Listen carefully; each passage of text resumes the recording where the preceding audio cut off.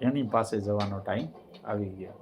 એટલે અંત વેળાએ પ્રભુને પોકારી લેવા છે. આ જીવતા જો આ જ્યાં સુધી જીવે ત્યાં સુધી ભગવાન ભગવાન કરે તો મુવા ટાણે એટલે કે મરતી વખતે ભગવાનનું નામ યાદ આવે, નહીં તો આવે નહીં. એટલે આ જીવન જે ભજન કરે છે એને મરવાના ટાઈમે ભગવાન જ યાદ આવે અને એ ભગવાનના ધામમાં જ જાય. એમાં કોઈ મિનમેખ નહીં. એમાં જાય એટલે જાય ભગવાનના ધામમાં જ જાય ને ભગવાન એને લેવા માટે પણ આવે. એમ એવું નથી જે આખી જિંદગી ભલે એના ગમે એટલા કર્મ ખરાબ હોય પણ જે ભજનમાં જ વર્ગેલો હોય, ભલે ખોટા કર્મ કરતો હોય પણ ભજનમાં વર્ગેલો હોય કદાચ એ જીવ, તો ખરેખર એને ભગવાન લેવા માટે આવે.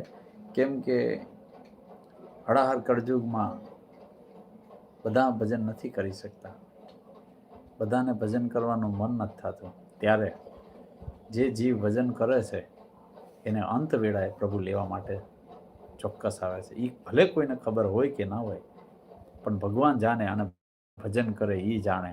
ભક્ત અને ભગવાન બે